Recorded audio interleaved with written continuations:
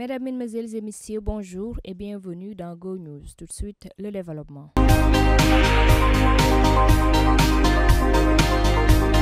Jamais 203. Troisième visite en moins de 4 mois du président de la République, Bassirou Diomaye Faye, dans la ville sainte de Touba. La première s'était déroulée le 15 avril, quelques jours seulement après son élection à la magistrature suprême. La deuxième a eu lieu le premier dimanche du mois d'août et c'était à l'occasion de la journée nationale dédiée au reboisement. Rien n'a encore filtré de celle du 19 août, cependant, elle sera exclusivement réservée aux préparatifs du Grand Magal prévu le vendredi 23 août 2024. Le chef de l'État et le Khalife général des Mourides, Serigne Mountakha Mbacké, garant du bon déroulement du Grand Magal, auront un voire plusieurs entretiens destinés au déroulement dans des conditions optimales de cet événement annuel majeur dans le calendrier de la vie de la nation sénégalaise. Le Grand Magal de Touba de cette année, selon bon nombre d'estimations fiables, est parti pour rassembler quasiment 6 millions de personnes. Celles-ci viendraient des 4 coins du pays de la Teranga et même de l'extérieur. Sur fond de plein hivernage, les inondations actuellement en cours, la récurrente disponibilité de l'eau potable et la sécurité routière devront, sans nul doute, capter particulièrement l'attention des deux hommes lors de leurs échanges. Premier scandale du nouveau régime. Depuis sa retentissante conférence de presse tenue le 16 août à la suite de sa révocation, Cheikh Dieng continue de faire les choux gras de la presse sénégalaise. Pour rappel, l'ancien DG de l'ONAS, Office national d'assainissement du Sénégal, a directement pointé un doigt accusateur envers son ex-ministre de tutelle, Cheikh Tidiane Dièye. Ce dernier lui aurait soufflé de conclure, sans trop regarder, des marchés de gré à gré, lesquels auraient rencontré son refus catégorique et ceci est ni plus ni moins à la base de leurs différends. Depuis lors, les langues se délient, pressant le ministre de s'expliquer ou d'en tirer toutes les conséquences. Cheikh Tidiane Dièye, en personne, n'a pas encore pris la parole.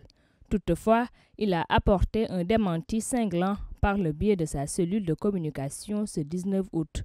Mais avant, la direction de l'ONAS a fait part de quelques précisions.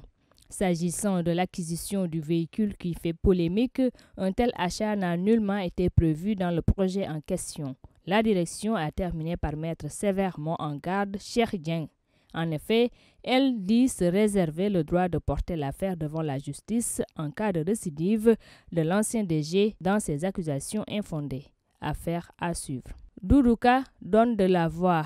Dans un communiqué, l'ex-ministre de l'économie, du plan et de la coopération dans le gouvernement sortant met un terme à des rumeurs ayant de plus en plus cours à son sujet. Un des premiers à briser tout lien avec l'APR, Alliance pour la République, après sa perte du pouvoir. Doudou Ka affirme ne pas avoir la tête en ce moment à une nouvelle alliance avec une entité politique quelconque de la place.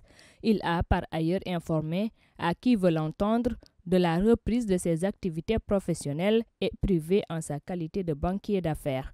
L'ancien responsable politique du défunt régime conclut en mettant en exergue sa disponibilité en vue du rayonnement de son pays et de ses populations. Comprendra qui pourra. Le Sénégal se fait une place dans l'espace.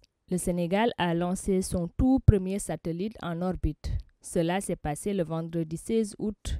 Ainsi, le Sénégal est le premier pays francophone de l'Ouest africain à franchir une telle étape historique à tout point de vue. Précision de taille. Le satellite baptisé Falcon 9 de SpaceX est entièrement conçu, fabriqué par des ingénieurs sénégalais. Le satellite est un petit cube de 10 cm pesant environ 1 kg. Il a été lancé à bord depuis la base de Vandenberg en Californie. Le président sénégalais Bassirou Diomaye Faye a exprimé sa fierté sur le réseau social X par une phrase « Le Sénégal entre dans une nouvelle ère ». D'après les spécialistes de l'espace, ce lancement symbolise non seulement un succès technique, mais aussi un pas important vers l'indépendance technologique du pays. L'engin sera capable de recueillir des informations de capteurs au sol, mesurant par exemple la hauteur de l'eau dans les puits et les lacs. Ces données permettront de mieux gérer ces ressources, particulièrement dans les régions où l'infrastructure de communication semble bien limitée. Au-delà de ces missions immédiates, ce programme satellite vise également à développer les compétences des ingénieurs et étudiants africains à propos de la technologie spatiale. L'objectif est de permettre à terme la conception ainsi que la fabrication de satellites sur le continent africain. Ceci va réduire notre dépendance vis-à-vis des technologies étrangères. Mort de Alain Delon. Alain Delon a tiré sa révérence dans la nuit du 17 au 18 août aux environs de 3 heures du matin en France. La triste nouvelle a été portée à la connaissance du public par un communiqué signé de ses 3 enfants qu'il a laissés derrière lui.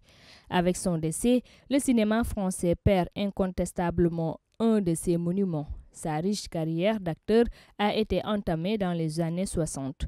Depuis, l'homme a joué dans plus de 90 films, dont plusieurs sont d'ailleurs considérés comme des chefs-d'œuvre.